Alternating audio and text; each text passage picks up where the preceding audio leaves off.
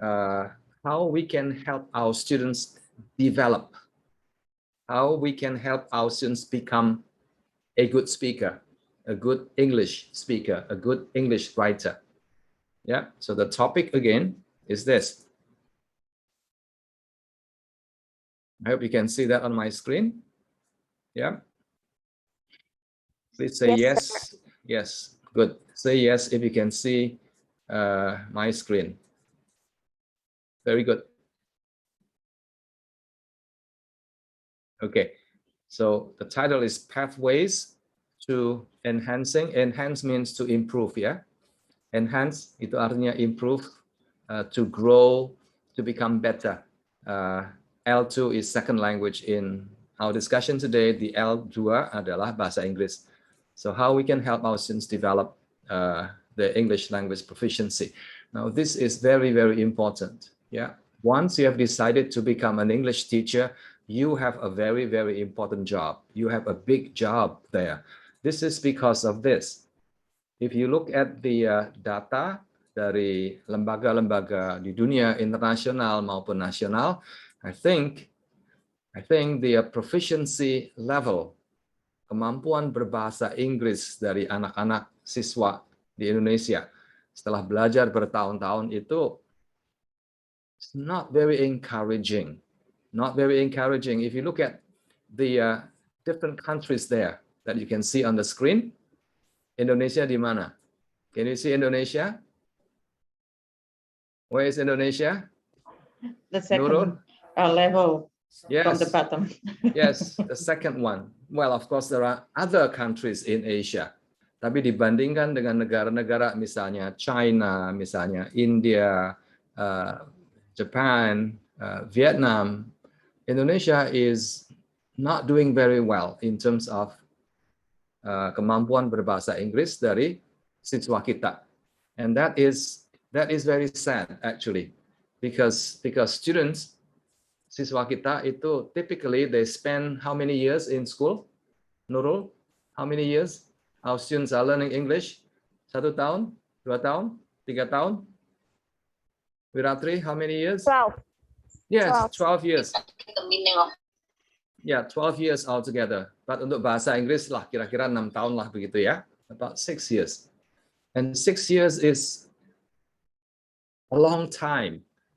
That is a lot of resources, a lot of energy that has been allocated for the teaching of English in Indonesia. But the overall, the average performance of our students are not wonderful. Ya, semuanya sih lulus sih, SMP lulus, bahasa Inggrisnya juga nilainya cukup bagus gitu. SMA juga begitu. They finish high school, they pass the English language test, but their ability to actually use the language continues to be very limited, kecil sekali kemampuannya. Yeah. So that's Indonesia. Now, terus apa yang bisa kita lakukan untuk membantu siswa? Nah, kalau dahulu itu topik ini seringkali menjadi fokus permasalahan yang dibahas secara panjang lebar oleh para ahli. Misalnya, mungkin anak-anak itu kurang tata bahasa. Maybe they need grammar. Yeah, but over the years, people have had different ideas about the role of grammar in language learning, in language proficiency. Some people say, no, the students don't need a lot of grammar. And some other people say, yes, grammar is very important. We must teach grammar to our students. Demikian juga dengan vocabulary. Now, these two things are very important. If you have decided to become a language teacher, guru apapun, guru bahasa apapun, termasuk guru bahasa Inggris, then you have to teach grammar. You have to teach vocabulary as well. And when it comes to language teaching, you also need to pay attention to fluency and also to accuracy. I think we spent time last week discussing fluency and accuracy as well. And today we are going to discuss fluency as well, because fluency is so important. Dan yang terakhir adalah intra and extramural learning activity. So the question is whether language learning, should it happen only in the classroom Saya ulang ya. Intra itu di dalam kelas. So it's a very, very important question for you to think very carefully. Should language learning or can language learning happen in the classroom only, or should it also happen outside the classroom? It's a big, big question. And today we'll be discussing that language learning should happen in the classroom, but it should also happen outside the classroom. And it's part of your job actually to help your students to continue learning beyond the classroom. Classroom itu baik, tapi nggak cukup gitu loh. So we need to also bring in, the affordances, the resources that are available, for example, in the internet, into the classroom. So what I have here is just examples of, 4 topik yang seringkali menjadi bahasan oleh para ahli. Ya, seringkali ada debat yang berkelanjutan, yang berkepanjangan, whether grammar is important or not important, whether we should teach grammar or we should not teach grammar. Today, I'm going to tell you that we should teach grammar. Today, I'm going to tell you that vocabulary is important, and we have to teach vocabulary as well. Yeah, the question is how? Caranya bagaimana? And that is what we are going to be discussing today. Is fluency important? The answer is yes. Is accuracy important? The answer is yes. We need to do both, fluency and accuracy. And then whether learning should be happening inside the classroom and outside the classroom, I think it has to be both as well. Okay? So today I'm going to share with you pathways. Ya, ada 8 strategi, if you like, 8 ideas that we can think about, that we can use to help our students develop their English language proficiency. Ada berbagai macam cara untuk meningkatkan kemampuan berbahasa Inggris, dan hari ini saya akan berbagi kira-kira ada 8 hal yang perlu mendapat perhatian dari seorang guru bahasa Inggris, ya. Ini. Dan 8 hal itu akan dirangkum menjadi sebuah kata, and that word is flamingos. So each letter in the word will stand for one idea, and that is what I'm going to be doing today. Yep, flamingos, 8 kata. Kata yang pertama adalah F, and F is fluency. F is fluency. Ini penting sekali. Saya awali dengan sebuah statement bahwa fluency itu adalah tujuan, tapi sekaligus adalah proses. Proses menuju fluency harus melibatkan banyak sekali practical, activities that help students to develop their fluency. Ini, but first thing, I think I defined fluency last week. Fluency itu artinya adalah the ability to do things quickly and easily, and that is what fluency is all about. If I ask you a question in Bahasa Indonesia, Wiratri, turn on your audio, please. If I ask you in Bahasa Indonesia, I think you'll be able to give a very, very quick answer. Namanya siapa tadi? Namanya? Dalam bahasa Indonesia ini. Namanya? Fluency? No, nama. What's your name? Oh, my name. Yes, I'm going to ask you in Bahasa Indonesia to show what fluency is. Namanya siapa? Wiratri. Alamat? Sukoharjo. Tuh, cepat sekali kan jawabnya. Itu namanya fluent gitu. Sekarang sudah semester berapa? Semester 3. Ketiga. Dosen yang paling favorit namanya siapa? Pak Hari, sebut. Please say Pak Hari. Pak Hari, ya. Okay. Now this is what fluency is all about, ya. Tapi kalau saya bertanya dalam bahasa Inggris, if I ask you questions in English, I think it will take you some time to respond. In other words, you may not be very fluent. So again, fluency adalah the ability to do things quickly and easily. That's what fluency is all about. Ya, fluency itu menyangkut 4 skill. Bukan hanya pada speaking and writing, tapi juga melibatkan 2 hal yang lain, 2 skill yang lain. So today we are talking about fluency in listening. If you are able to listen fluently, you will be able to understand spoken language quickly and easily. Sama halnya dengan reading. If you are fluent in reading, you will be able to read quickly and easily. And that is fluency in reading. Very, very important. Demikian juga dengan speaking and writing. The ability to speak quickly and the ability to write quickly and easily. So, 2 kata ya, quickly and easily. Now, we know that fluency is important. We know that fluency in reading, listening, speaking, and writing is important. Tapi menurut para ahli, termasuk beliau ini namanya Paul Nation, seorang ahli pengajaran ilmu bahasa, mengatakan bahwa fluency itu seringkali diabaikan oleh guru-guru dimanapun, termasuk di Indonesia. It's very seriously neglected. Alasannya adalah ini, guru-guru itu seringkali memberikan fokus yang berlebihan terhadap teaching new things, new teaching points. Minggu ini harus ada sesuatu yang baru nih, minggu depan harus ada sesuatu yang baru yang diajarkan, minggu depannya lagi yang baru lagi, dan seterusnya. Sesuai dengan poin-poin yang ada di kurikulum. So new things all the time. Yeah, if you learn new things all the time and you don't have opportunity to practice that new things, hasilnya adalah you will quickly forget and you will not be very fluent. Itu.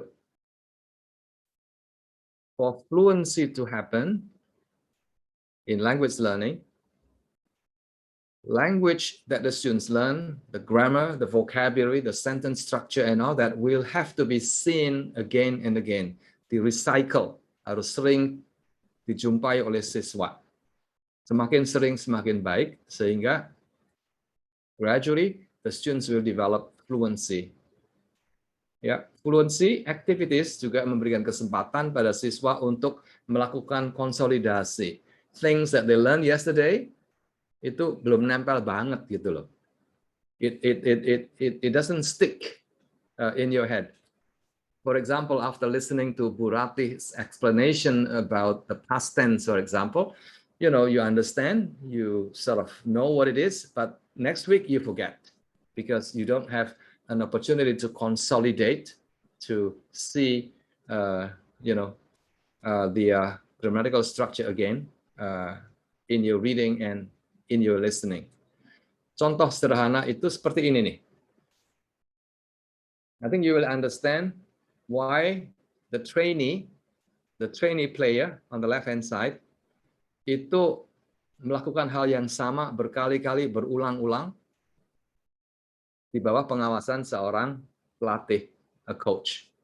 So the trainee will hit the same shuttlecock again and again and again, many times until the trainee the badminton player can play really well.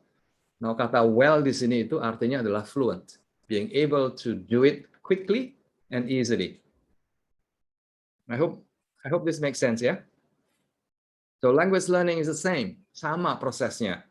So fluency is very important, and that means the students will have to see, will have to do, we have to hear the same language patterns, the same grammatical features again and again and again, many times.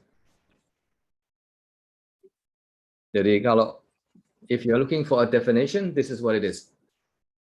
Fluency itu melibatkan practicing what you already know so that you become better at it. Itu namanya fluency. I hope that makes sense, ya.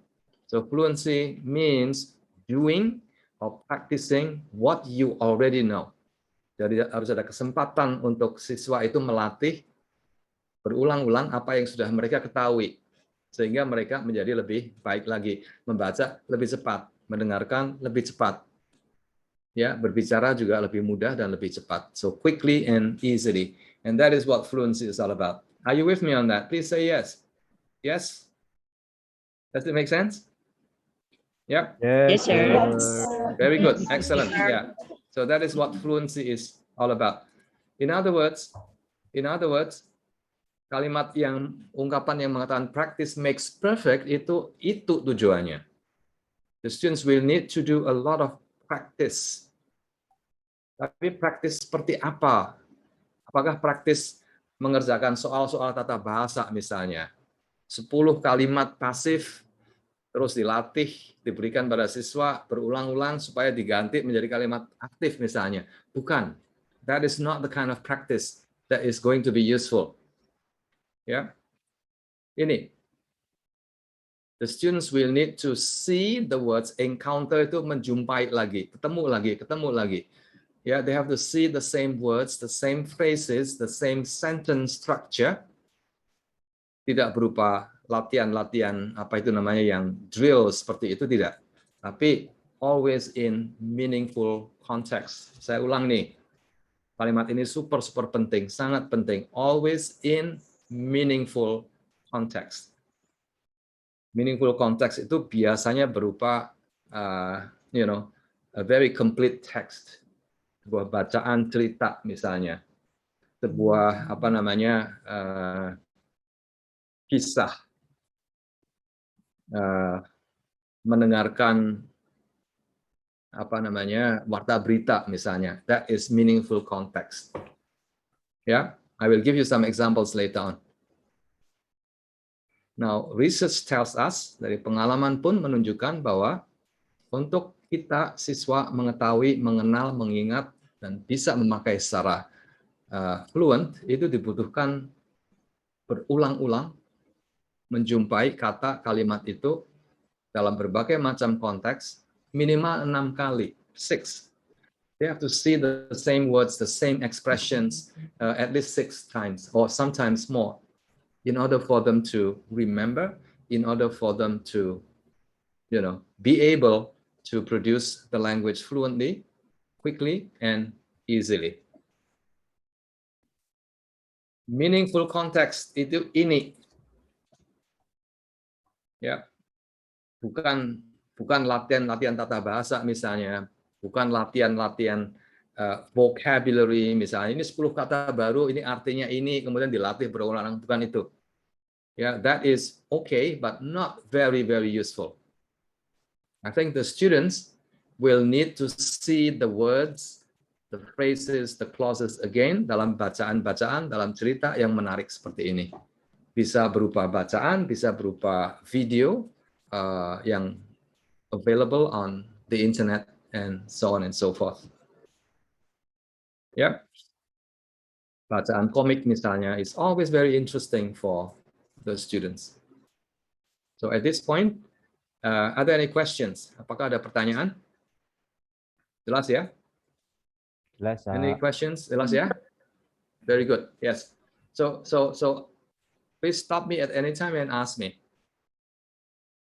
The question again for you is this. Maybe you are having this question in your head.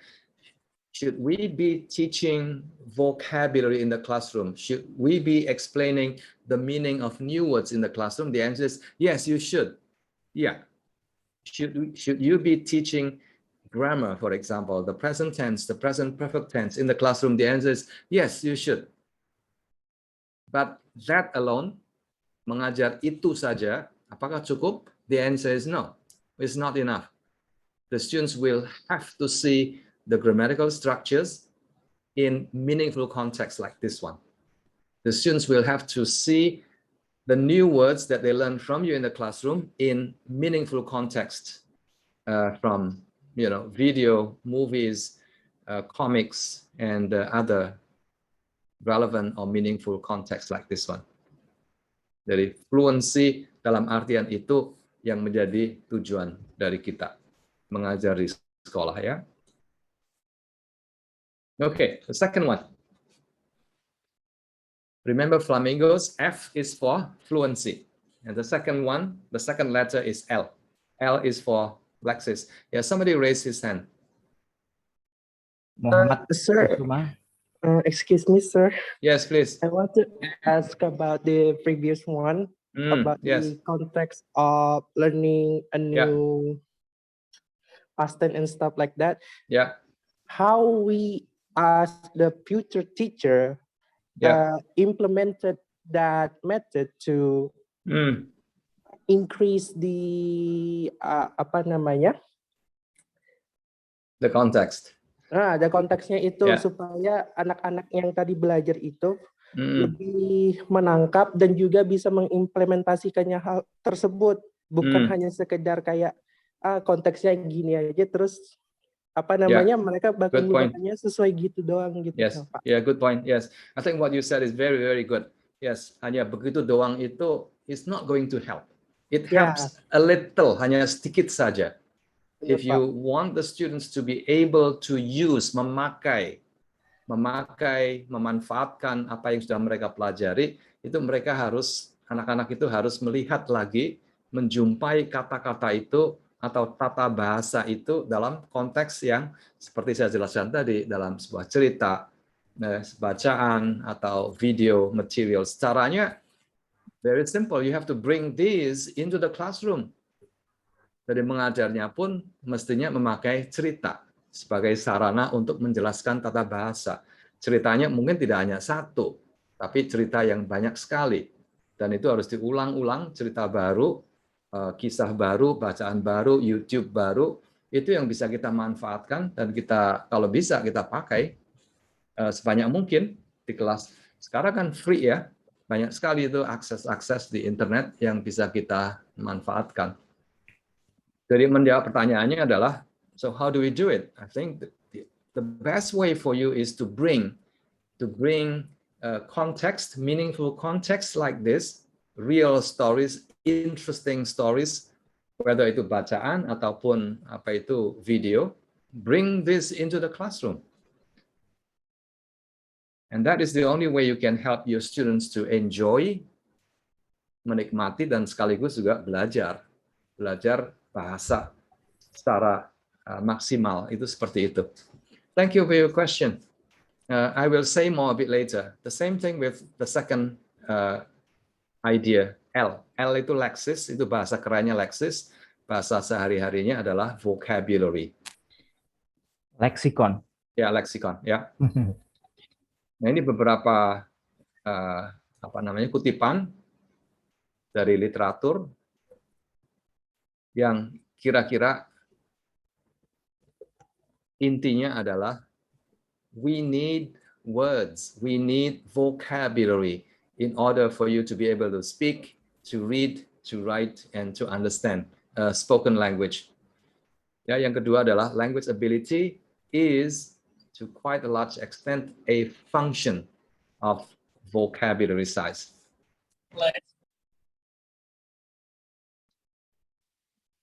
Ya, ini sebuah contoh yang mengatakan bahwa untuk memahami sebuah bacaan atau sebuah cerita yang kita dengarkan pun, itu we need to know words really, really very well. We need to know a lot of the words in the story very, very well. We need to know, like 95 to 98% of the words in the text. Tanpa itu akan kesulitan sekali untuk memahami bacaan atau mendengarkan dari warta berita, misalnya BBC atau CNN. If you don't understand, it's probably because you don't have the words. You don't have enough words to understand. Yeah, I think I mentioned this last week, if you recall.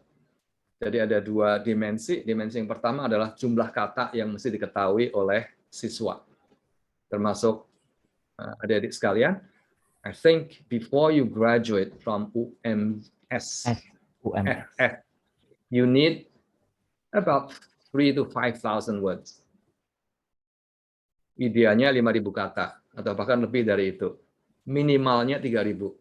Minimalnya. If you know fewer than 3,000 words, then you are going to struggle. You will be struggling quite a lot when you read and when you try to understand spoken language.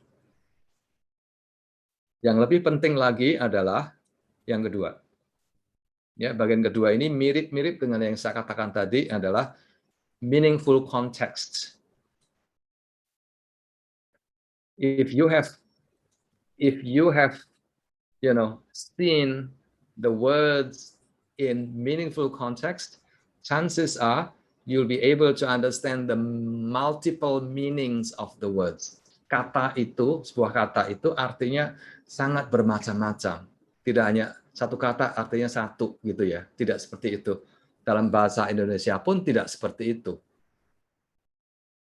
Sama dengan bahasa Inggris, satu kata itu bisa mempunyai dimensi arti yang bermacam-macam tergantung dari konteksnya. Ya.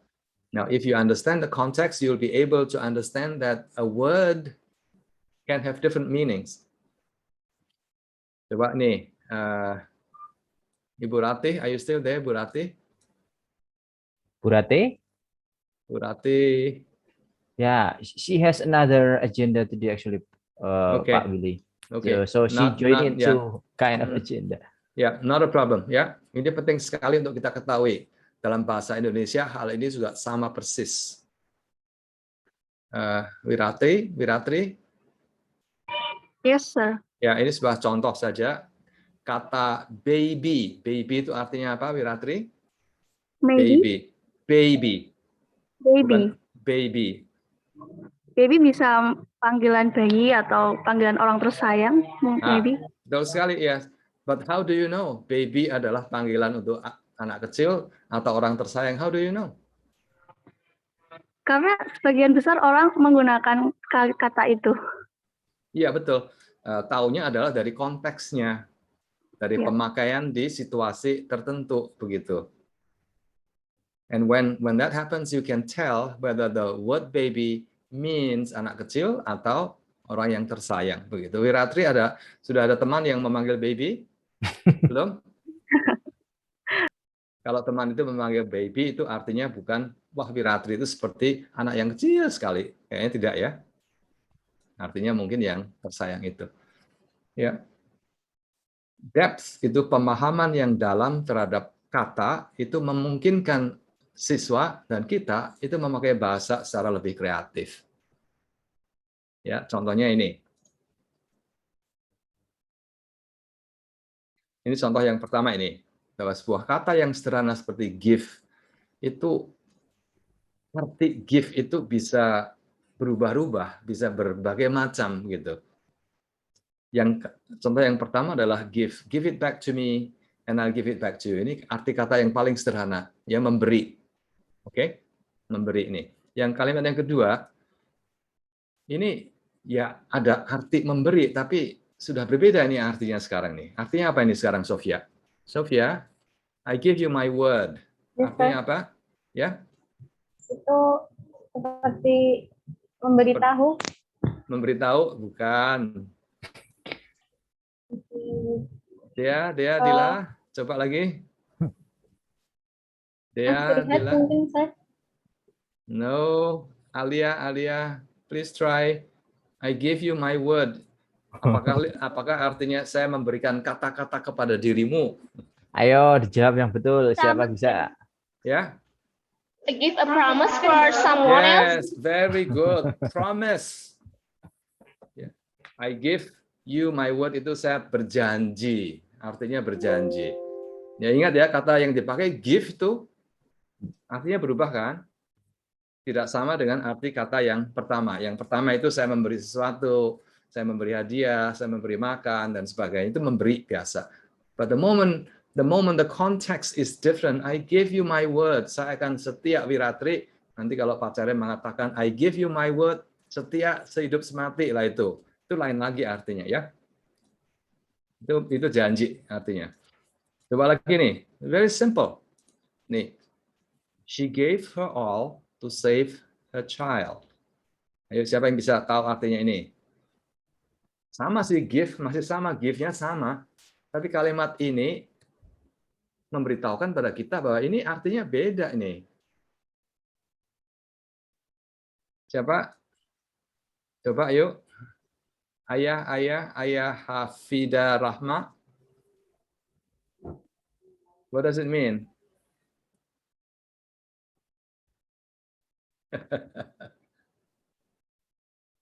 Ya, kurang lebih seperti itu. Ya, maksudnya ini biasanya dikatakan oleh seorang ibu, saya akan berkorban sepenuh untuk apa itu, untuk anak saya.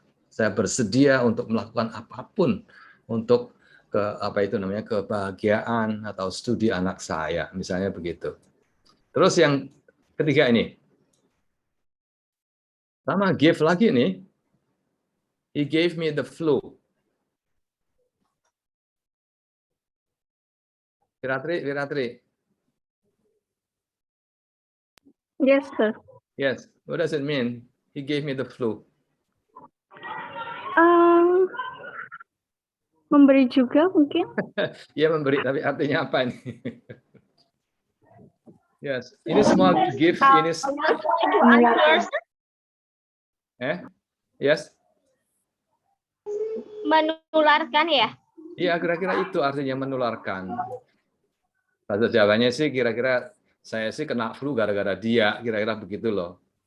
Itu ketularan kan artinya ya. But again, the word give is used here. Another one, I'll give it a shot. Itu artinya saya akan berusaha. Saya akan coba lagi. I will give it a shot. I will give it a try. And then there are many other examples. But the point here, adik-adik semua, the point here adalah kata yang sederhana seperti give saja itu artinya bisa sangat bervariasi. Nah, arti kata give yang bervariasi seperti ini itu tidak bisa sepenuhnya dijelaskan di kelas, tidak bisa, tidak mungkin. You don't have the time to explain all this, ya. Caranya gimana dong? So what can you do? I think you have to bring a lot of stories, you have to bring a lot of YouTube movies, video clips and all that, so that the students can see, can experience these words, the meaning of these words in different situations, in different contexts. Yeah, I hope that is clear. Jelas ya? Contoh lagi nih. Ini masih sama. Ya, the point here, the focus here adalah kata give. I went to the doctor and he gave me 2 months to live. Tuh, artinya beda lagi nih. Give me 2 months to live. Artinya apa ya? Dian, artinya apa ini Dian? The doctor gave me 2 months to live. Itu artinya apa? Dian Puspita. Halo. Information? No, tidak, bukan information. Bukan information. Coba lagi, Ailia. Ayah, coba Ayah. What does it mean? The doctor gave me 2 months.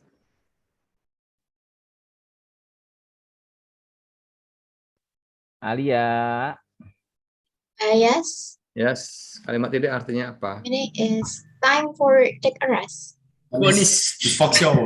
Iya, itu divonis sama dokter.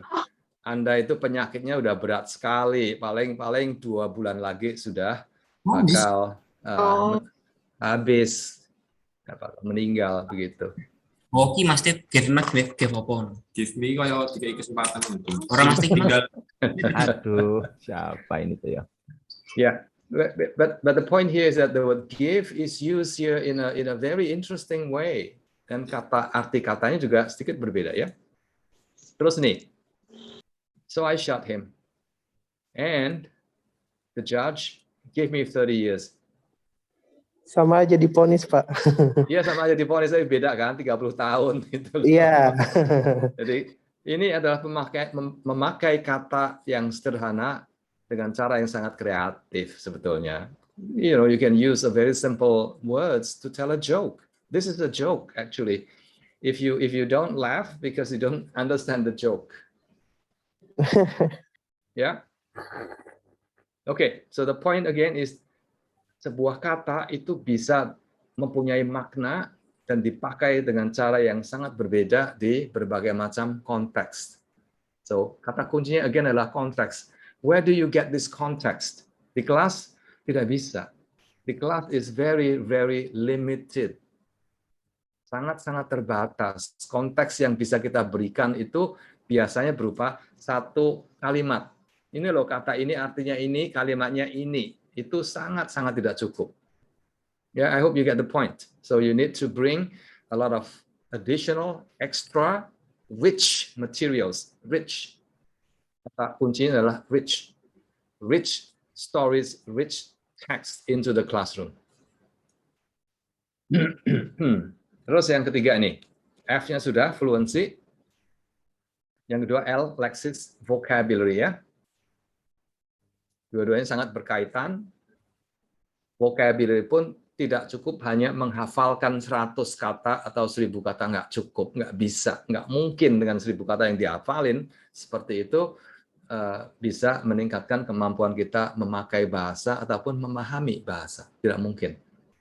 We need to see the words again and again. You need to see the grammatical structures again and again in meaningful context. Ya, mudah-mudahan ingat ya, in meaningful context. Yang ketiga ini very interesting. Ini sebuah pelajaran yang sangat bermanfaat, pengetahuan yang sangat bermanfaat untuk kita semua ini. Amount and intensity.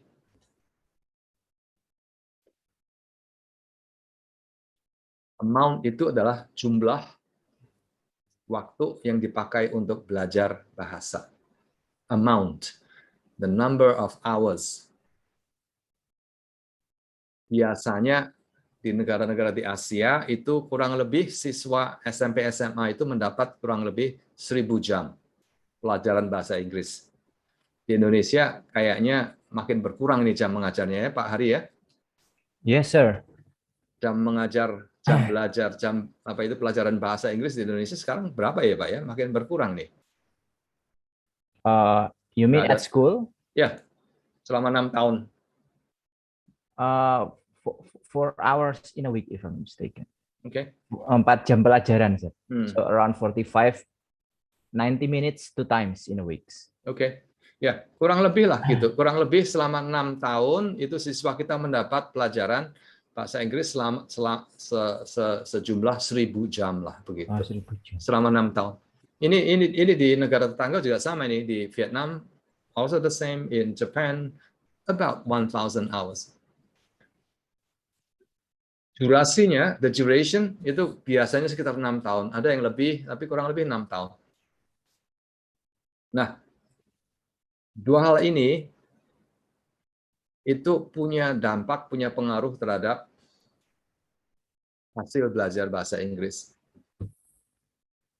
Para ahli berpendapat bahwa if that is what you do, the impact hasil belajarnya itu nggak terlalu bagus gitu. Moderate outcome. Moderate means okay but not wonderful. Ya. Dan para ahli menganjurkan hal seperti ini. Beda ya. Yang pertama tadi sama, the amount, jumlah pelajaran 1000 jam itu cukup kok itu. It's more than enough. But because it's too long, 6 years, the impact, efek dampaknya itu sedikit terbatas begitu. If we want the students to learn more, we need to increase the intensity. The duration will have to be, in other words, the students will need to spend more time on a daily basis, on a weekly basis. 1000 jamnya sih sama, cukup begitu. Ya, tapi the frequency, the number of hours each day, each week will have to be increased. If you can do that, the learning outcome will be more optimal. Hasil belajarnya akan lebih maksimal. Contohnya begini loh, Mbak Wiratri, can you drive a car? Bisa? Bisa mengendarai mobil? Yeah, Bisa. yeah, I can. Bisa. Waktu itu belajarnya berapa lama ya, Wiratri? Mungkin harus setiap hari, tetapi sebentar. Ya, berapa jam totalnya kira-kira? Mungkin 2 jam atau 2 jam kurang. Ya, totalnya berapa jam? Total untuk bisa. Ya, 100 Eh, jam lah, katakanlah 100 jam Iya. lah begitu ya. Oke, 100 jam yang dibutuhkan untuk belajar mengendarai mobil. Ya, kira-kira waktunya berapa lama itu? Sebulan, 2 bulan, 3 bulan? Iya, intens. Ya, kurang lebih 3 bulan lah begitu ya. 100 jam, 3 bulan dijamin mesti bisa kok gitu. Nah, seandainya 100 jam itu di spread lebih panjang, misalnya 100 jam selama 3 tahun misalnya. Kira-kira Wiratri bisa nggak ya?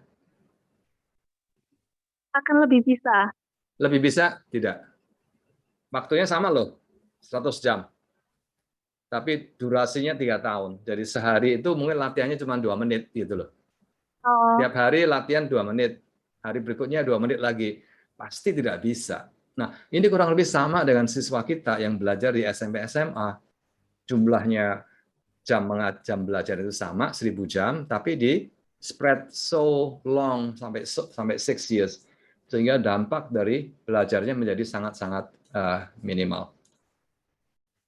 So I think if possible, ini agak sedikit sulit, kalau durasinya diperketat begitu ya menjadi 3 tahun, kiranya anak-anak itu akan lebih banyak yang bisa belajar, yang bisa berbahasa Inggris.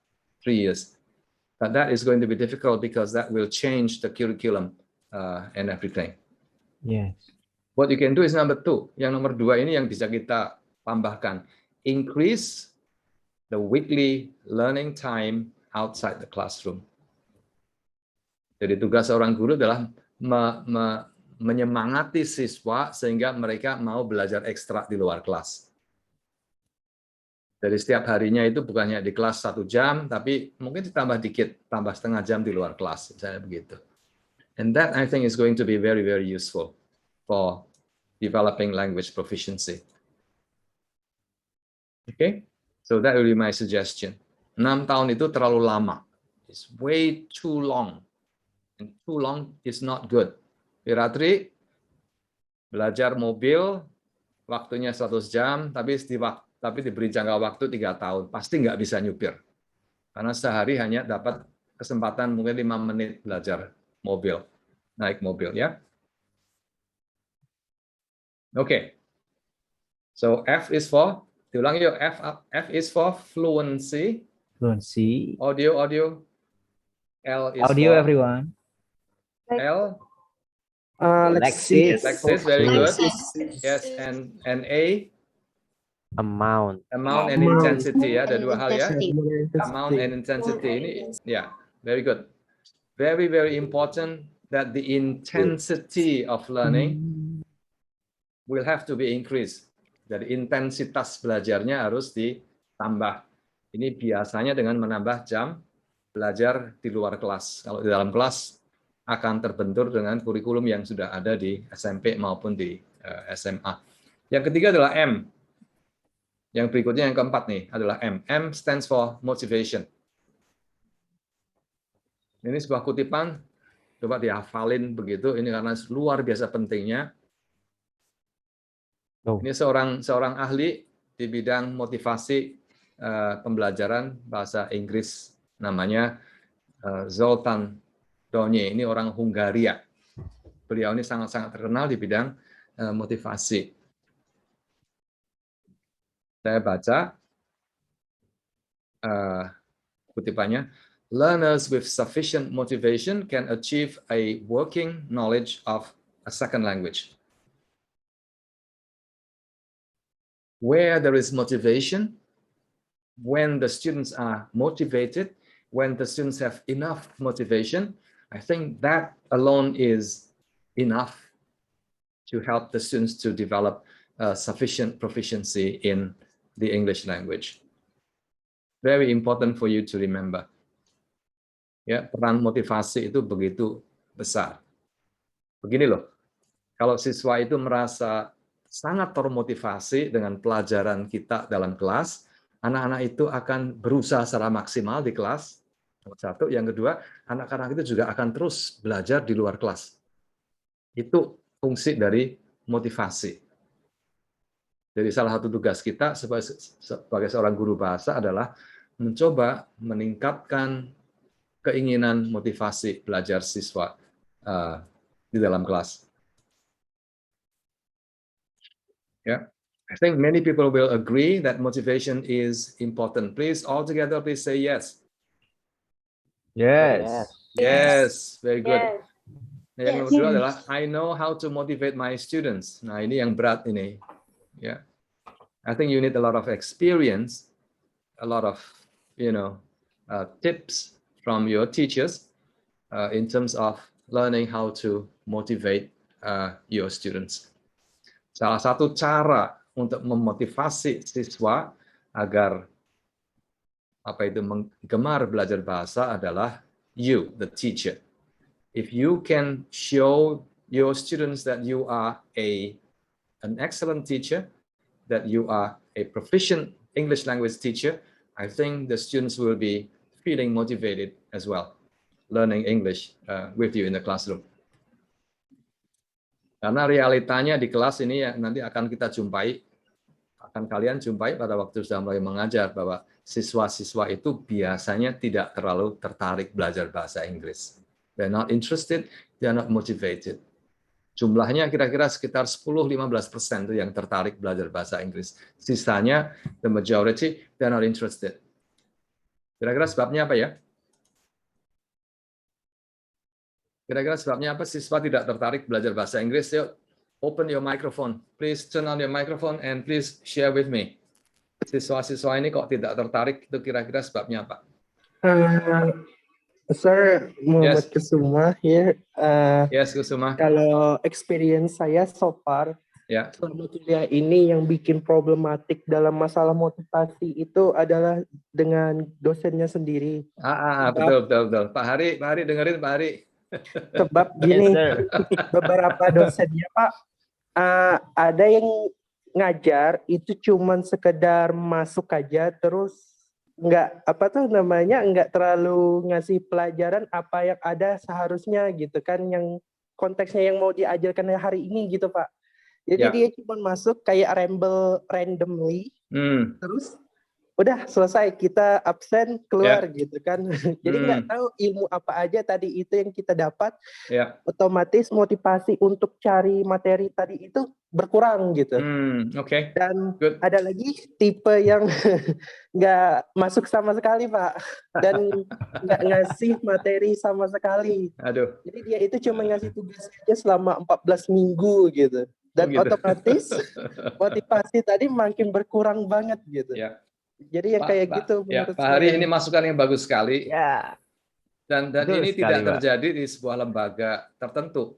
Di banyak lembaga hal yang sama juga terjadi. Di sekolah-sekolah itu juga seringkali motivasi menjadi masalah yang serius. Siswa tidak tertarik, terutama karena peran dari guru yang kurang begitu maksimal dalam kelas nih.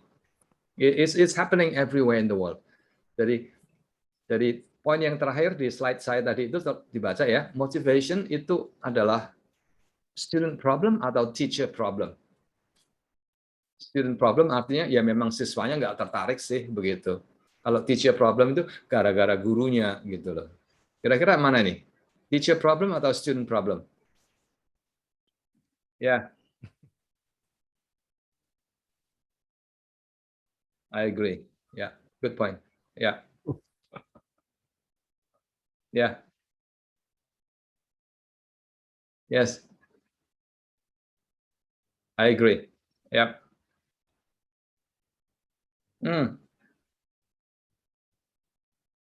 Yes. Yes.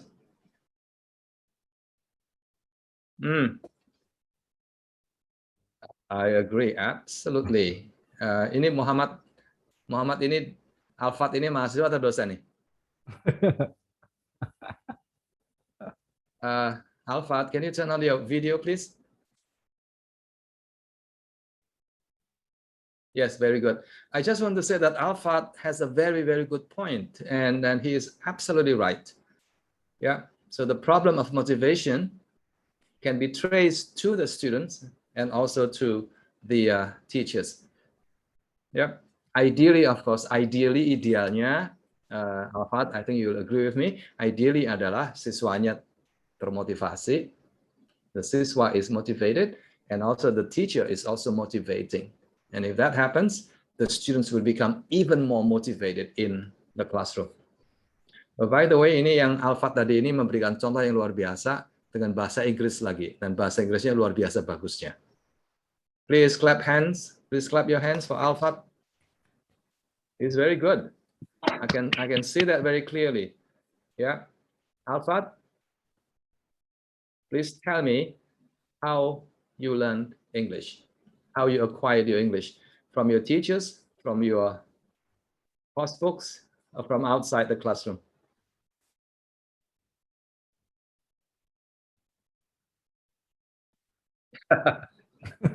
Okay. Yes, tell us. Yeah.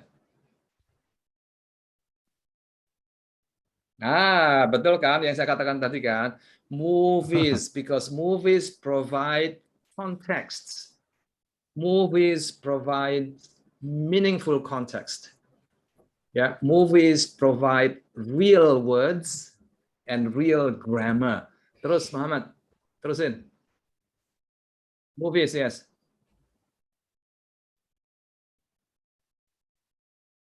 Yep. Yep. Wow. Yep. Yep. Nah, ini bisa ditiru nih. Ini cara belajar yang ekstrim dari Muhammad Alfat. It's very good, yes. But I think what is important is for us to enjoy the movie. If you don't enjoy the movie, if you don't like the movie, you will not even want to watch it. You will not even want to remember the sentences or the words that the people are using in the story. Yeah. Thank you very much for sharing that. I think that is an excellent example of how you can acquire, how can you develop your proficiency. And motivation definitely is going to play a role there. Yeah, how you can help the students to be feeling excited, interested in learning the language. Ini loh, salah satu ungkapan lagi dari Pak Donye tadi ini seperti ini. Kalau siswanya itu tidak tertarik, tidak termotivasi, the best way itu bukan nyalahin siswa, tidak. Siswanya nggak salah sih. The best way is for us to change, to improve the quality of our teaching. Ya, ini suatu peringatan, a reminder for all of us.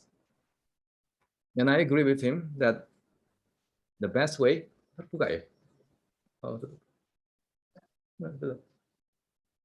and the best way for us to help our students become interested, become motivated is for us to make our lesson interesting, to make our lesson more exciting, to make our lesson more manageable for the students and more accessible as well. Gitu ya. Ini. So this is what he's trying to say. It's your job to help your students to feel in the beginning not motivated to becoming more motivated. Dari asalnya mengatakan I don't like English is not useful for me, I can't do it, I won't do it, begitu. Sampai kita berhasil membawa siswa itu pada bagian yang sebelah kanan. I can, I will, and I am interested in learning English. Gitu. Ya. Ini. I think Muhammad will agree with me that in the classroom, the teachers often pay too much attention to teaching the language skills. 1 jam penuh itu gurunya menceritakan, menjelaskan tata bahasa tertentu misalnya begitu, atau text structure tertentu dalam kelas. I think we have spent too much attention on that, and we pay less attention to the other two, the will and the thrill of learning. That language learning should be motivating, language learning should be fun, enjoyable, accessible, and also exciting. Ya, ini sesuatu yang perlu mendapat perhatian. Mungkin pada awalnya kita akan kesulitan, guru-guru baru biasanya kesulitan ini, but along the way, I think your main job is to get your students to feel excited and to explain maybe that language learning can be very useful, that learning a new language can be extremely useful for their future life, for their future job in the world. And with sufficient level of proficiency in the English language, the students can find a job not only in Indonesia, but also in many other places in the region. In Brunei, for example, in Malaysia, or in Singapore, and in many other places in the world. Satu hal mungkin yang perlu yang bisa saya share, the very interesting observation by this teacher. Ini seorang guru yang termasuk guru yang sangat-sangat luar biasa, dan dia punya pesan yang sangat menarik untuk kita semua. Ya, and we are going to listen to her. Hanya sekitar 30 detik begitu. Please tell me if you can hear.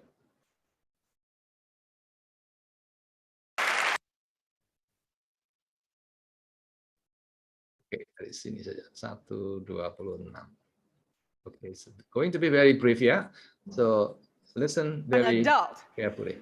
For years, I have watched. Can you hear that? Bisa? Yes, sir. Yes, sir. Yes, sir. Very good. Can. Okay, very good. Yeah. People teach. I have looked at the best and I've looked at some of the worst. A colleague said to me one time, they don't pay me to like the kids. They pay me to teach a lesson. The kids should learn it. I should teach it. They should learn it. Case closed. Well, I said to her, you know, kids don't learn from people they don't like. Can you say that again? Kids What did she don't just say? learn Yes, kids don't learn from people they don't like. people they don't like.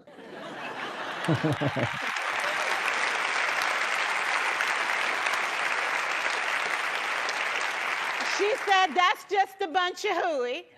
And I said to her, well, your year is going to be long and arduous, dear. Oke, pesan utama dari seorang ibu ini seorang guru yang sudah berpengalaman mengajar bertahun-tahun, pesannya adalah, if you want your students to feel motivated, the very first thing you need to do is to, apa tadi? To make them like us. To make them like you. So the question for you is this: are you a likable person? Please answer my question. Turn on your audio, please. Are you a likable person? Yes. Yes, sir. Yes or no? Yes. Not No. really. Yes. Sir. No. No? Yes. Yes. Remember this, yeah?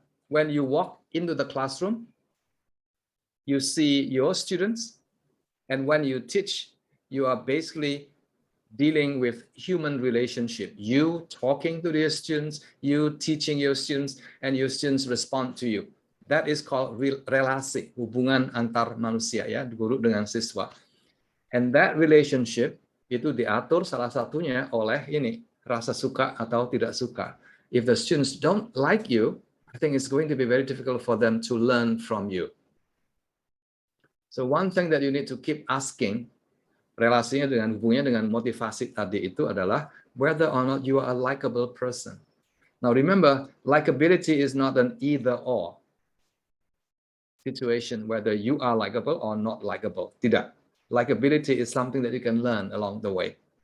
And one thing you need to do adalah ini, you have to like them first. You have to like your students first in order for your students to like you. I think that is a principle that is extremely important. Yeah, likability is extremely important where motivation is concerned. Very often students don't enjoy learning in the classroom because they don't like the teachers. They don't like the way they teach. They don't like the way the teachers speak. They don't like the way the teachers walk, misalnya.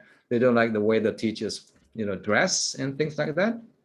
So these are things that you need to pay attention to. A very simple idea, but extremely important. Okay, next. So diulang yuk, F is for fluency, L is for Lexis, and then amount and intensity of instruction, right?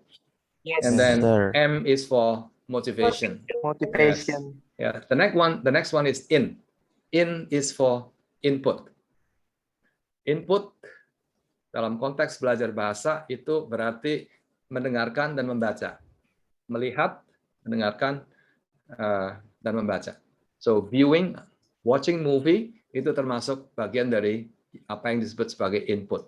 Ya, very very important. Muhammad Al-Fat was able to develop a very high level of proficiency by watching a lot of movies. Itu bagian dari input. Yeah, and the theory is very clear that input is an important condition for language learning to happen, both in the classroom and also outside the classroom. Yeah, so input itu artinya adalah dalam kelas itu adalah reading and listening, and also viewing, watching movies. Yeah, reading, viewing, listening, all these are referred to as input. Input itu seperti nutrisi bahasa.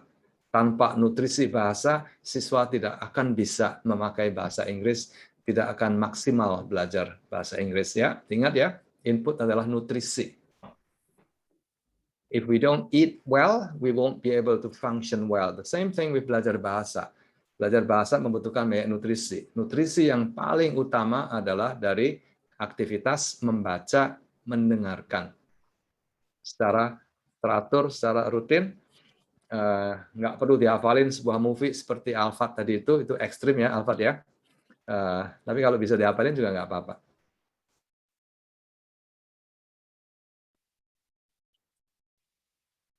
Ini harus dicatat, harus diingat ya. Listening is good, reading is good, viewing is good. Betul. But for language learning to happen, for language learning to be successful, yang kita baca, yang kita lihat di movies, yang kita dengarkan, itu harus nomor satu. It has to be easy. Easy means you hear, you listen, you read, you understand. Quickly. And fluently as well. Yang kedua, the content, isi yang kita baca, bacaan tadi, movie yang kita tonton, itu juga harus interesting. The more interesting, the better.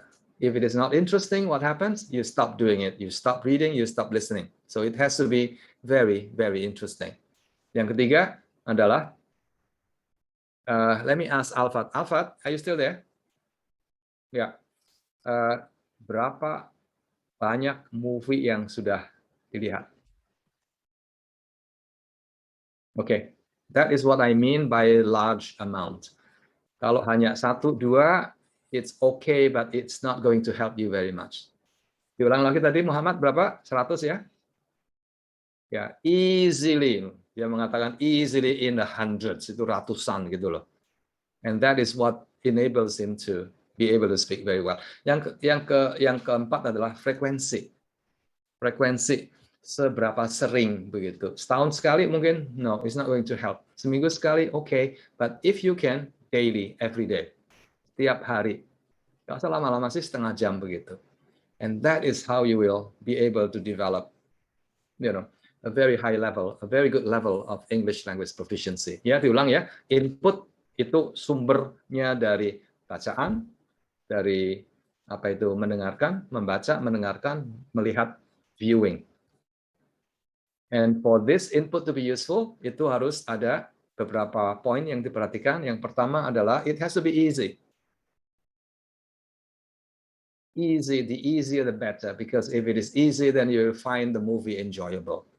A little bit difficult is okay, but not too difficult. If you watch a movie for the first 5 minutes, misalnya, and you don't understand what is happening, you'd better stop watching, because because that movie is not going to help you with your English language proficiency.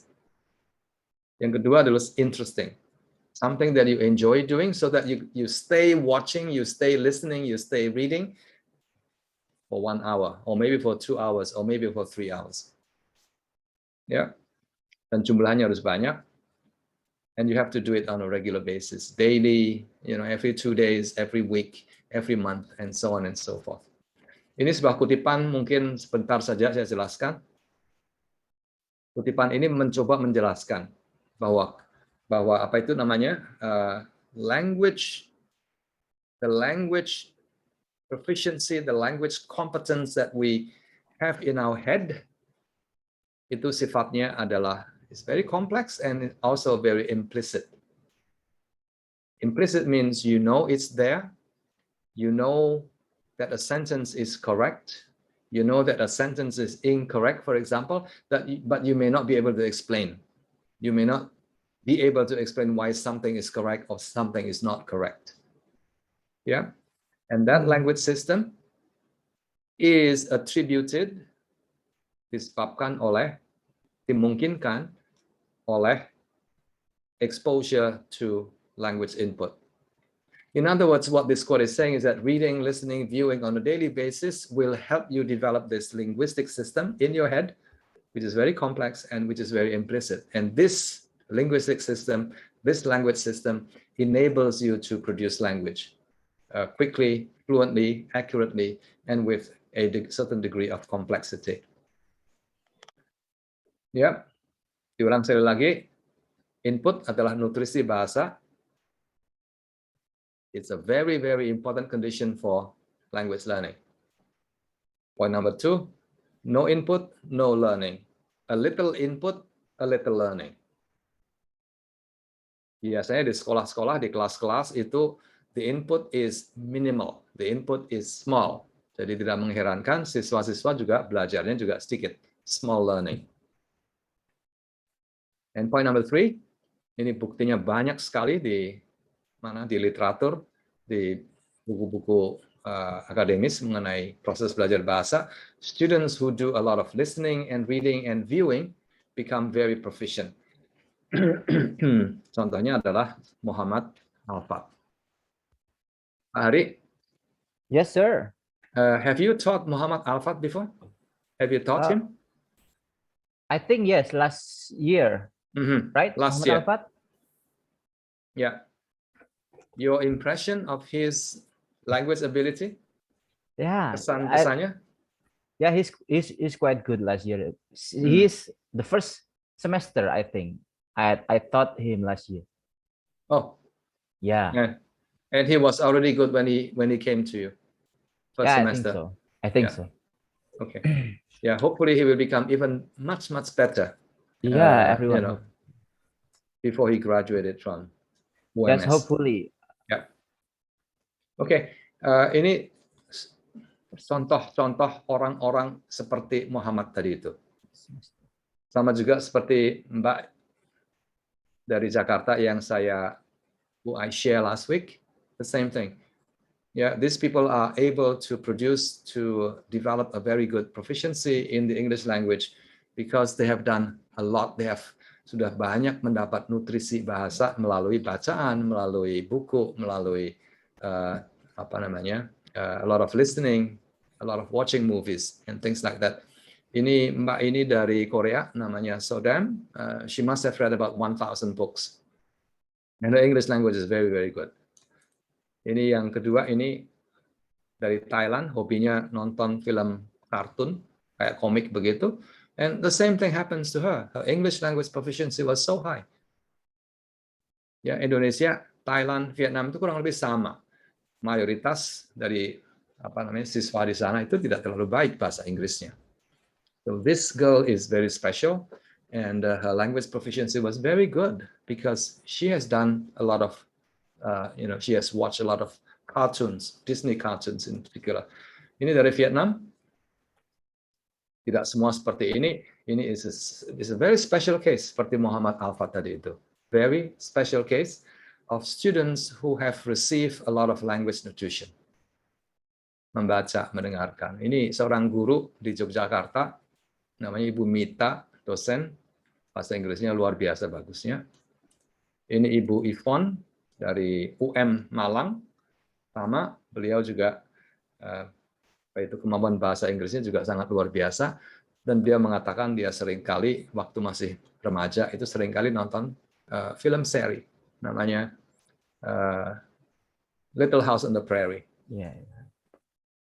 Pak Hari ingat ya Pak ya, Little House on the Prairie, that was a very nice Yes. movies. Ya. Saya diulang lagi. Terus, what can we do to increase the amount of language nutrition in the classroom? Caranya seperti apa? Ya ini, nggak ada cara lain kok begitu. Bring a lot of interesting stories, video clips, movie series, read aloud. That is now available in large quantity, and that is part of your job, to increase the amount of nutrition, language nutrition in the classroom.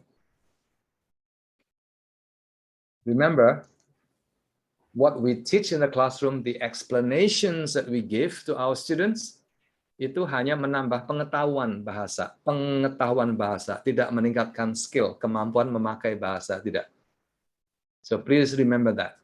So we need to bring real context, real stories, interesting stories into the classroom.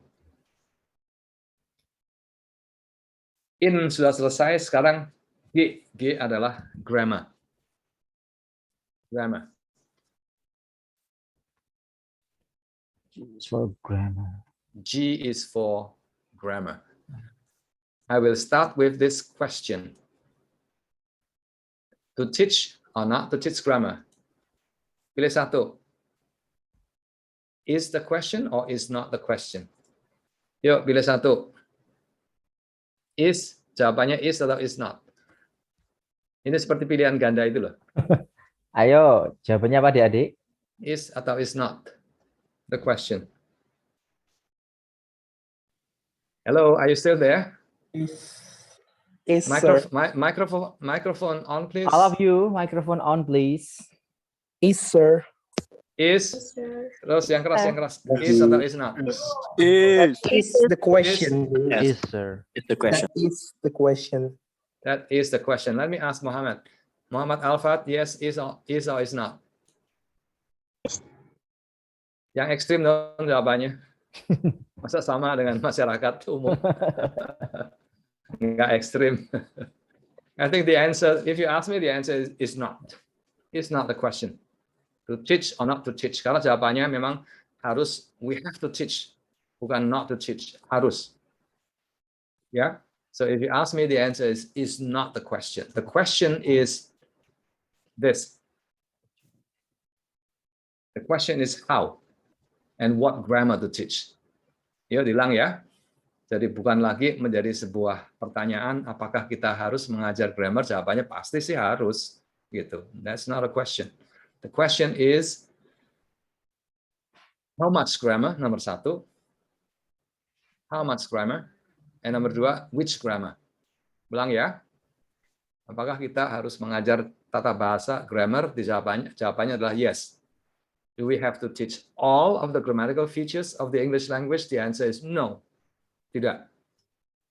Ya, and which grammar? The answer is yang berguna, yang bermanfaat. Nah, ini menarik sekali untuk kita pahami bersama bahwa tidak semua tata bahasa dalam bahasa Inggris itu perlu diajarkan kepada siswa. Banyak yang tidak perlu kita ajarkan.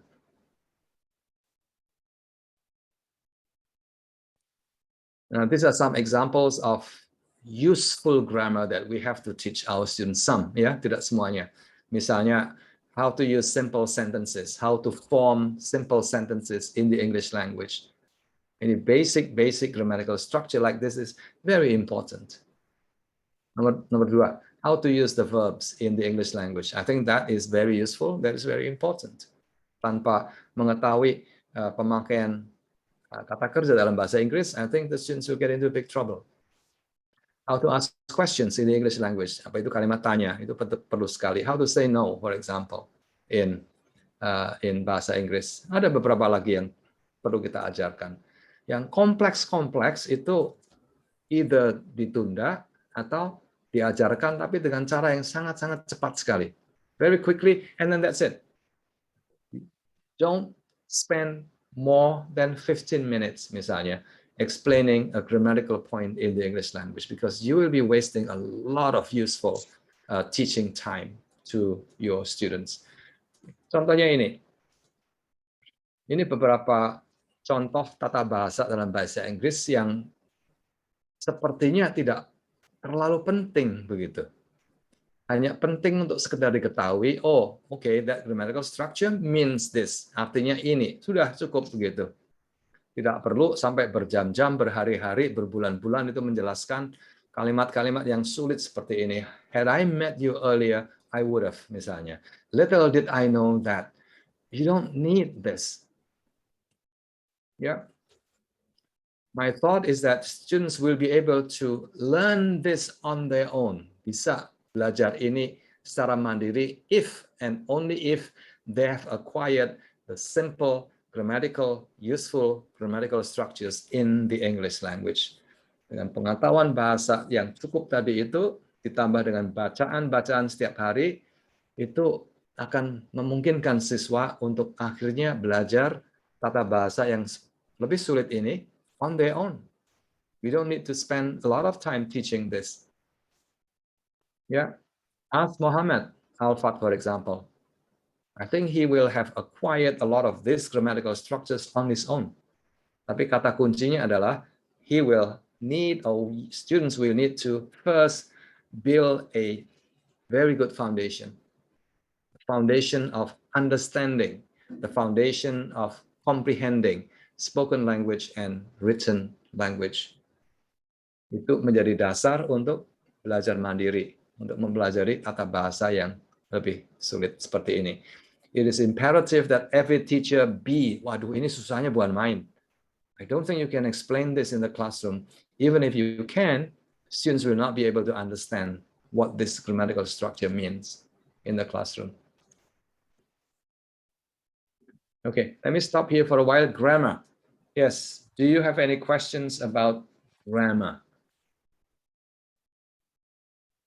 Anyone? Yes, audio on please. Oke, buat teman-teman yang mau bertanya, kami silakan ya.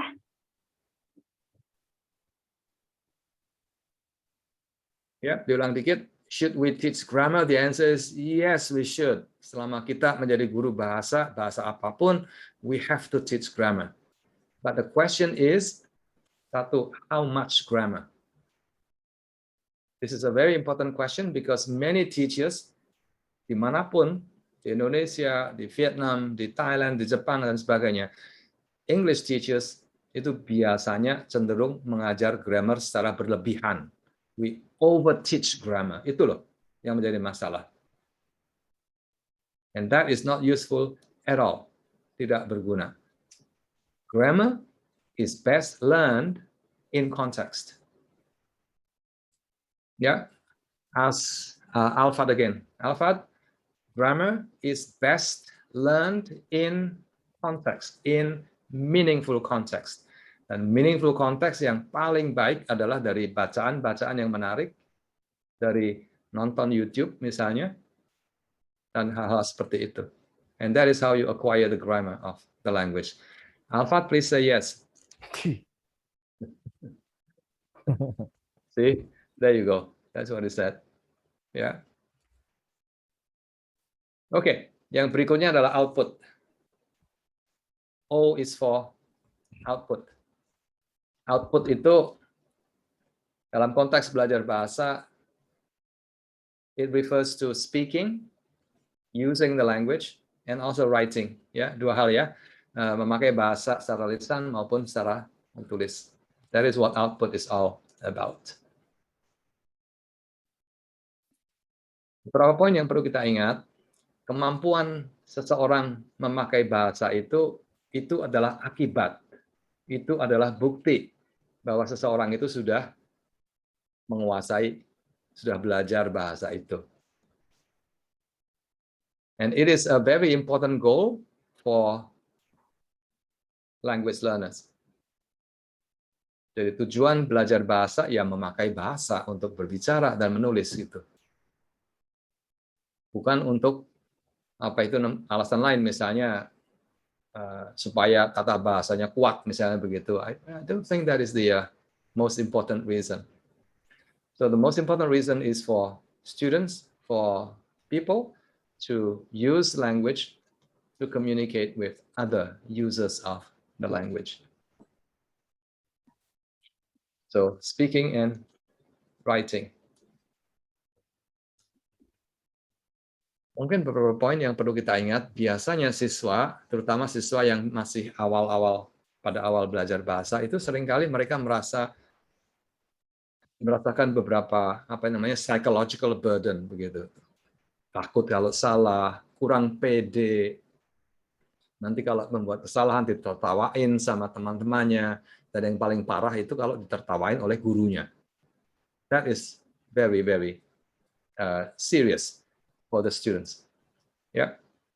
And because of that, students feel reluctant. Mereka merasa tidak nyaman kalau harus memakai bahasa di kelas, terutama pada waktu anak itu disuruh maju ke depan kelas. Hey you, Fitrati, maju ke depan kelas. Please speak for 5 minutes. That is very, very scary.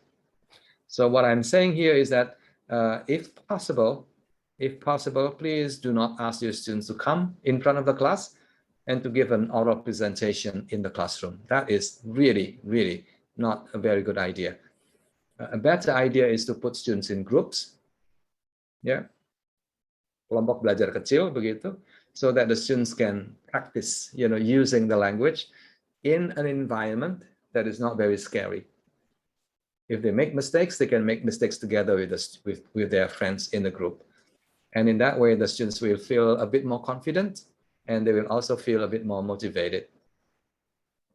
And nowadays, there's a lot of applications that the students can use in order to practice speaking and also to practice writing as well.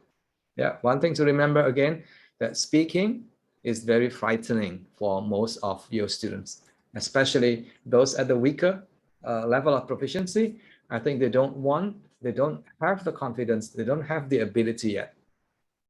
Yeah, so we need to be very sensitive.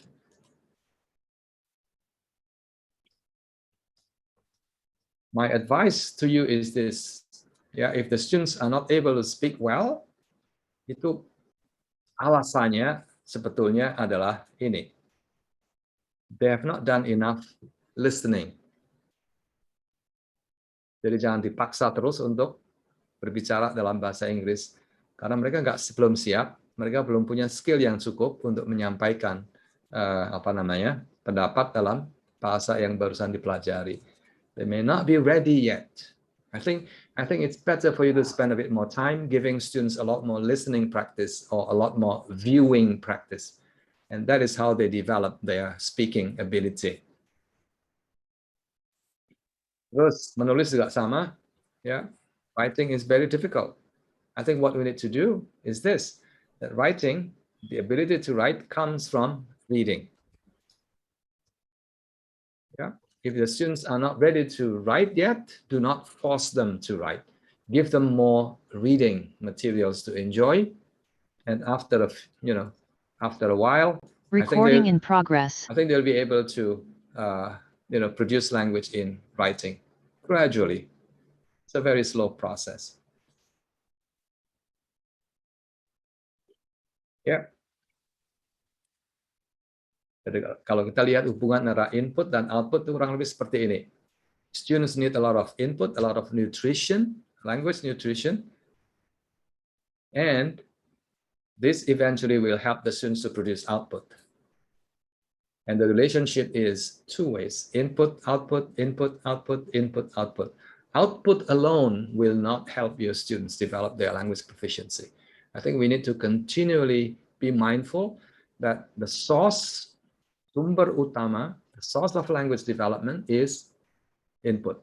A lot of listening, a lot of reading, a lot of movie viewing, if you like.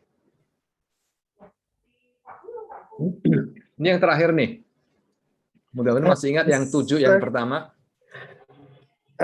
Sebelum move on, before we move on to the next one, can I Yes. ask for the advert? Since we touch on the context of group, I want to ask which kind of group that you think is way more effective in forming them. Group. Either is it random choosing by the teacher, or Yep. the teacher Yep. give the student permission or like the freedom to choose whoever they want to be in the group of. Yep. Which Yep. Yep. one you think Yep. is way more efficient? Yeah, very good question. Mungkin 2 hal yang perlu diingat. Yang pertama adalah group size. Berapa banyak siswa dalam sebuah grup ya? Maksimal 4. More than 4 is a bit difficult to manage. And more than 4, the students will tend to be off topic, off task. So maximum 4. Ideal 2. Yang ideal 2. If there are only 2 people, then chances are there will be a lot more interaction. Ya, kan 2 orang, 50% nih. 2 is good, 3 is good, 4 is maximum. Terus yang kedua adalah group composition. Sebaiknya same gender, same ability, same proficiency level. The research is not very clear about this. But what is important is initially pada awalnya, let the students decide who they want to work with. I think most students will want to work with their friends, with their close friends. That's okay. So let them work, let them choose, the other people who they want to work with. Point number 1. Point number 2, but gradually and slowly, you need to be able to convince your students that they have to learn how to work with other students. Yeah.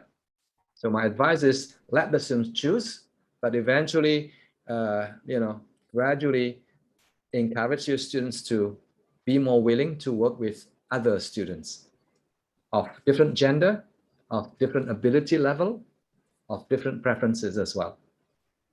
Because in real life later, we work with different people, not always with our best friends, yeah?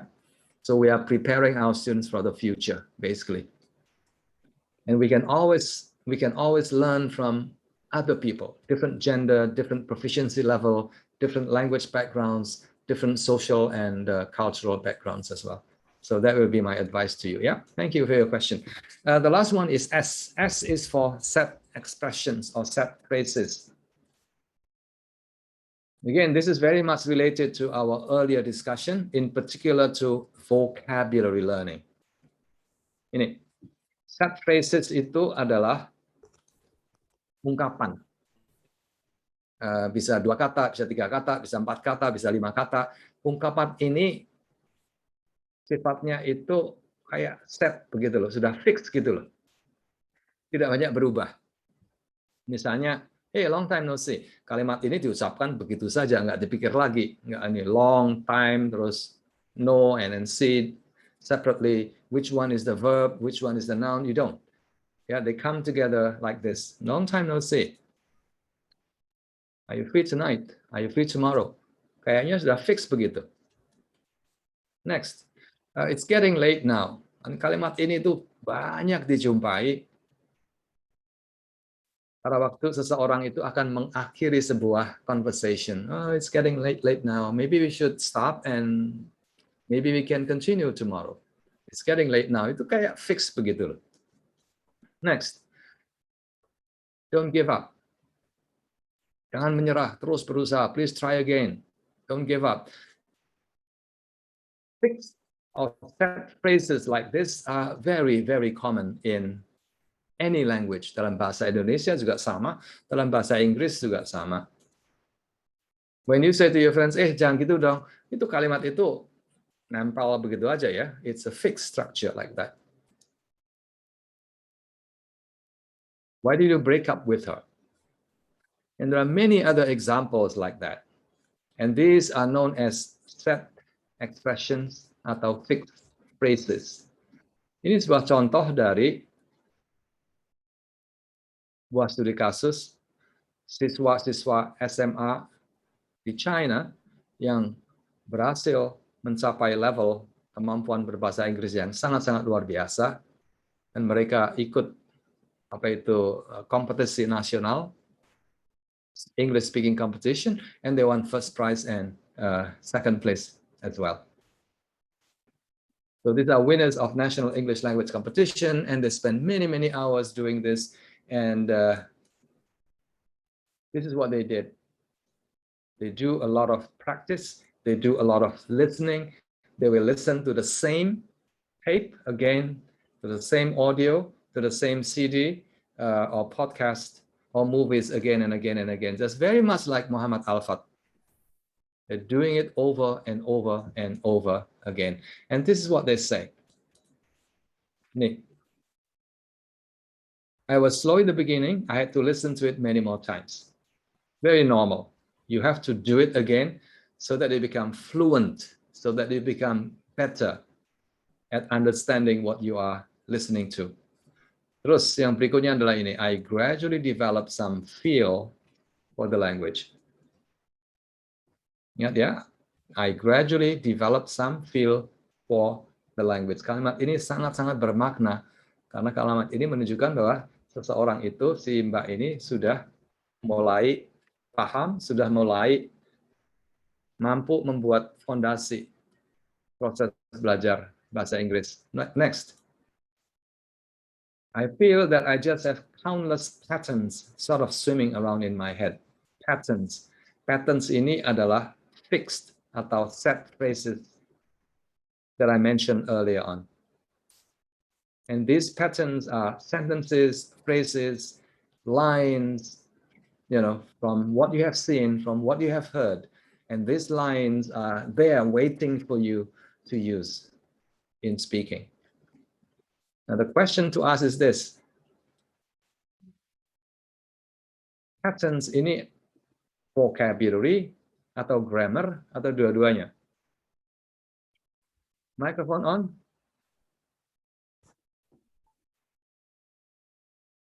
Patterns. What does patterns mean? Does it refer to words, vocabulary, grammar, or both? Both. It's both. Exactly, it's both. Ya. Ingat ya, di kelas itu kita sering mengajar vocabulary dan grammar itu terpisah-pisah. Grammar hari ini, besok vocabulary dan sebagainya. But in real life, in the real context of language learning, these words, patterns, phrases, they comprise words and grammar at the same time. Istilah kerennya adalah lexical bundles, atau set phrases, atau fixed expressions. In our discussion today, we call this set language or set phrases. Contohnya ini nih.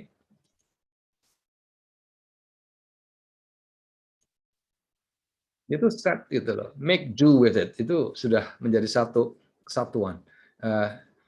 Let me make it up to you. Make it up to you. Satu kesatuan. Ya, make fun of me. Satu kesatuan. Made my day. Satu kesatuan. You just have to learn this together. They come together in a bundle. Make up your mind. It's a bundle like that. Inilah tata bahasa. Inilah kosakata dalam arti yang sesungguhnya, bukan seperti yang kita ajarkan di dalam kelas. Okay? Now here are more examples here. These are examples of set phrases. This one's on me. Kalimat itu akan muncul begitu saja pada waktu kita akan mentraktir teman kita makan malam misalnya. Hey, don't worry about it. Dinner is on me. That is on me. Misalnya begitu. Hey, thanks for coming. I don't believe a word of it. I don't get the point. You look great today. As I was saying, dan banyak lagi. Yeah? Let me say this very carefully. Competent users, proficient users of the language. Doesn't matter whether it's bahasa Inggris, bahasa Jerman, atau bahasa Indonesia. Competent users of the language, itu have about thousands of these in their head. Pak Hari, for example, he must have had these wonderful, collections, hundreds, if not thousands of these words in their head. And this is the grammar of your language. This is the grammar sebetulnya, bukan tata bahasa seperti yang kita ajarkan di kelas. Ya, yang kita ajarkan di kelas itu hanya baru kira-kira 5% atau 10% dari tata bahasa yang memungkinkan kita memakai bahasa itu secara lisan, fluently, accurately, and with complexity. Itu yang namanya set expressions ya. Again, the big question for you is how do you acquire? Terus caranya belajar fixed expressions di mana? Di kelas? Bisa? Please answer. Can you learn this? Can you acquire this in the classroom? Microphone on, please. All of you, please have your microphone on. Everyone. Can you acquire all these expressions in the classroom? The answer is no, you can't. Yes. Oh, sorry. 10% mungkin about 10%. The other 90% you can't. You can't learn this in the classroom. You have to go beyond the classroom. You have to go outside the classroom. You have to bring in all the meaningful context, stories, movies, a lot of reading materials, comics into the classroom. And only then you will be able to provide all this wonderful grammar of the language. The real grammar itu yang ini.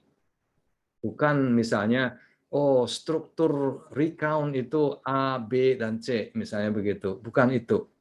I think that is just only 10%.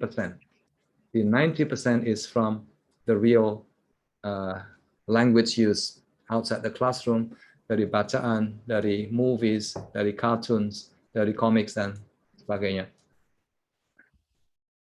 So today I have shared with you, ada 8 ya, 8 ideas.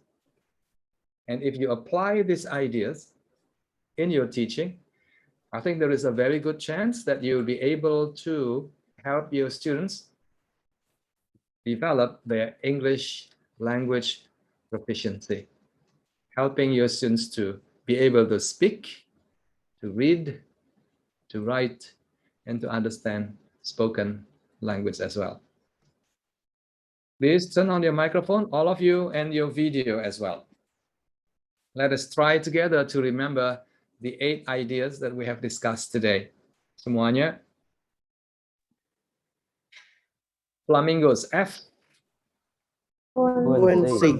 Together. Fluency. Louder. F is for? Fluency. Ingat ya, fluency is possible if and only if you do things regularly, you practice what you already know every day, regularly. And if you do that, you'll be able to do things quickly and easily. And that is how your fluency develops. Second one, L.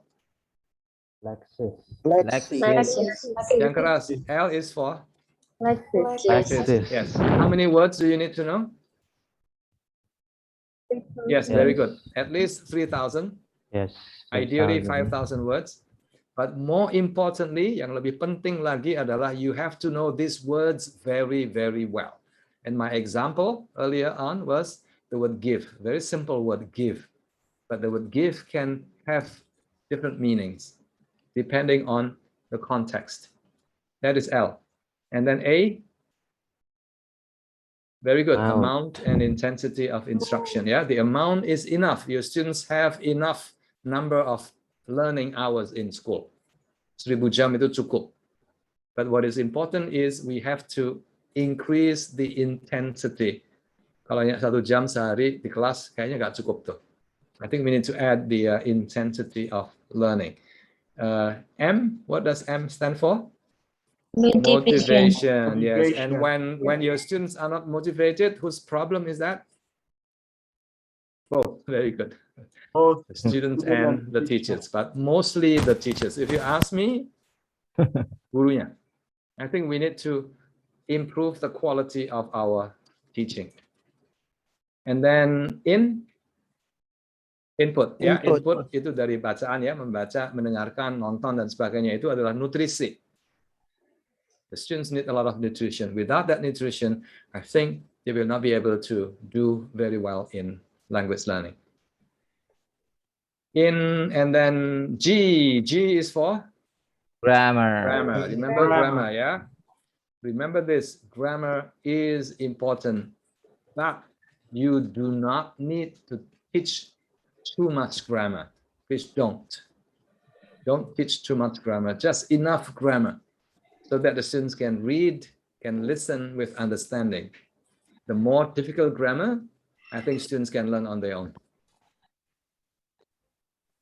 G and O is for? Output is speaking and writing, yeah? Output is speaking and writing, yes. Very tough, but please remember that speaking comes from listening and writing comes from reading. So in our teaching, we need to pay more attention to listening and reading. Speaking and writing will gradually emerge in due time. And finally, S is for set expressions. So ladies and gentlemen, that's my flamingos.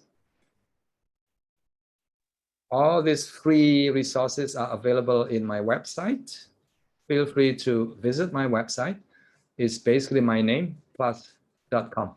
And you'll be able to download a lot of resources there, all free for you to use for teaching and also for learning purposes.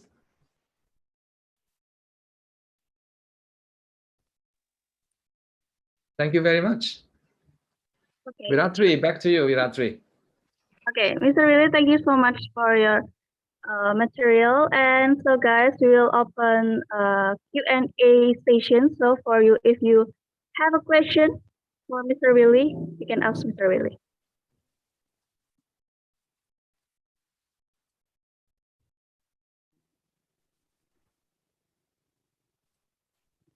Viratri, my explanation is so clear that nobody has any questions. Okay, sorry. It's clear, Mr.